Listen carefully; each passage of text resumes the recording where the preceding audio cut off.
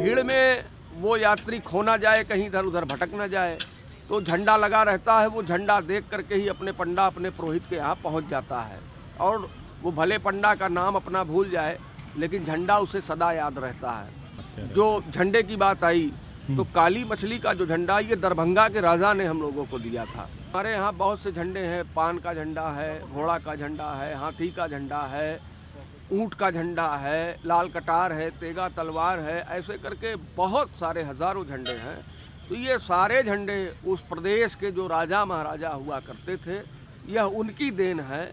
वह दे करके गए हैं कि महाराज जी आपका ये झंडा होगा, निशान होगा। आबादी कम होने के कारण एक एक ज़िला, एक एक प्रदेश के पंडा होते थे। जैसे हमारे यहाँ नैमिष कुमार हैं, जो कि संपूर्ण उड़ीसा प्रांत के एक ही पंडा हैं, दूसरा कोई नहीं। कौन?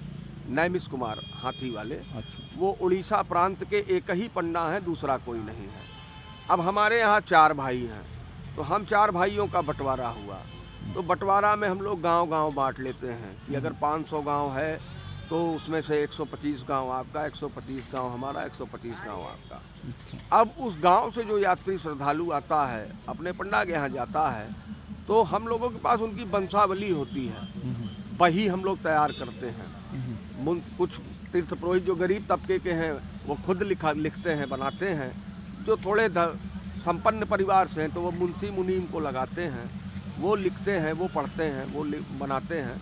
तो हमारे यहाँ हमारे जजमानों की 7-7, 10-10 पीढ़ियों का नाम लिखा होता है। शायद उनको अपने दादा परदादा, विद्युत परदादा का नाम नहीं पता होगा, लेकिन हम लोगों को पता है कि उनके विद्युत परदादा का नाम क्या है। कहा कि हम लोग नाम लिखते थे, और नाम लिख करके जो जागृति होती थी, जैसे कि परिवार से 4 लोग आए, तो 4 लोग आए तो उनके चारों लोगों का नाम लिखा, और साथ में हमने उनको आगे जनाने के लिए उनसे जो नहीं आए उसने पूछ लिया। जैसे उसने बताया कि हमारा नाम मधु है, हमारे पिताजी का नाम भोलानाथ चकहा है। हमारे बच्चे नहीं आए, लेकिन हमने कहा हमारे घर में हमारे बड़े भाई रविनाथ जी हैं, हमारे छोटे भाई सोमनाथ जी हैं, हमारा लड़का कार्तिकेय है, हमारा लड़का निखिल है, हमारा लड़का ऋषभ है। इस पहचान के लिए हम लोग लिखते। तो वही जब कभी आप पहचानने आते थे तो उसको आपके पिता के साथ हमारा नाम लिखता था, उससे वो पहचान जाते थे कि हमारे तीर्थ पुरोहित ही हैं। हम नहीं आए, लेकिन हमारे पिताजी, हमारे चाचा जी आए थे, हमारे बाबा आए थे। इसलिए हर प्रांत, हर जिला, हर समाज सब अलग अलग है, सबके पंडे अलग हैं। हम महाराष्ट्र के पंडे हैं, हमारे यहाँ कुंडवी लोग आते हैं, लेकिन महाराष्ट्र के भंडारा जिले के पवार के पंडे दूसरे हैं। जिला भंडारा है। हम पूछे आपसे कि कौन से बिरादरी हो, आपने कहा हम कुंडवी हैं, तो हम आपके पास जाएंगे।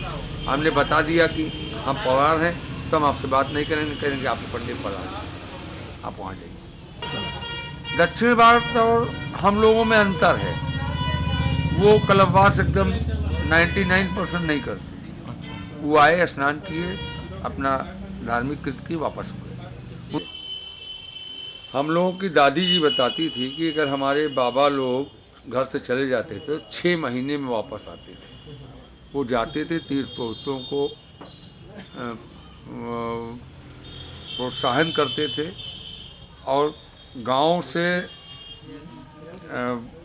बैलगाड़ी पर 200 लोग आते थे। उसको ये दर्शन माने उसका उनको ले आते थे गाइड की तरह, यहाँ पूजा पाठ कर फिर उनको घर पहुँचाते थे। तब से ये तीर्थ पुरोहितों का, यात्रियों का संबंध बना। तो अन्नदान वो लिख लेता है, और फिर उस समय जाएगा जब अन्न का उपज होता है। उपज के समय वो अपने जजमानों के घर जाएगा। वह जजमान जो अन्नदान यहाँ करके जाता है, वो अपने पुरोहित को वहाँ पर देता है, और पुरोहित उसे स्वीकार करते हैं। उसे प्रयागराज से प्रसाद लेकर के जाते हैं, प्रसाद देते हैं, आशीर्वाद देते हैं, उसके पूरे परिवार से मिलते हैं, ताकि वह भी पुरोहित उनके पूरे परिवार को पहचान ले, और वो भी अपने पुरोहित को पहचान ले। पुरोहित 3 प्रकार का होता है। एक तीर्थ पुरोहित होता है, जिसको तीर्थ का अधिकार मिला हुआ है। एक कुल पुरोहित होता है, जिससे कुल का अधिकार मिला है। कुल में जो शादी ब्याह होता है, कथा भागवत होते हैं, वो कुल पुरोहित कराता है। अच्छा। और एक ग्राम पुरोहित होता है कि कहीं मंदिर है गांव में, मोहल्ले में, तो उस मंदिर में पुजारी है, तो उस मंदिर का अधिकार उस पुजारी को मिला हुआ है। उसकी सूची रहती बकायदा, बही खोलने के पहले सूची खोली जाती छोटी सी। अच्छा। उसको पलट के देखते हैं कि जौनपुर में फलाना तहसील, फला गांव में फला ग्राम पंचायत, फलाना ब्लॉक, सब इस तरह। और कितनी बहियाँ होंगी, जैसे आपके पास परिवार की कितनी बहियाँ होंगी मतलब? अब बहियाँ तो 10 भी हैं, 50 भी हैं, और दूसरे भाषाओं में भी हैं। भाई पहले उर्दू में भी होती थी। बहुत से लोग नया बनाते हैं तो उसको ड्रॉप भी कर देते हैं। आपके पास उर्दू वाली है कोई? उर्दू वाली नहीं। उर्दू वाली तो लगभग खत्म हो गया होगा, हाँ। अब सब हिंदी वाली है। अब जब इतना कंप्यूटर और ऐसी चीज़ें आ गई हैं तो आपको नहीं लगता है कि इसको क्या? ना कंप्यूटर के लिए, कंप्यूटर हाईजैक वाला होता है ना, जैसे कि बनारस वाला कोई ज़रूरी नहीं कि जो यात्री सब का वही हो। कुछ लोगों में, हमारे इलाहाबाद में तो नहीं हुआ, और जगहों पर लोगों ने किया तो वो हाईजैक हो गया। मैंने उसने हाईजैक करके आपकी खाते का ले लिया, तो हम खड़े हुए तो बताया कि हम पंडा है, कहेंगे हम पंडा है। इसलिए हम लोग टेक्नोलॉजी में विश्वास नहीं करते।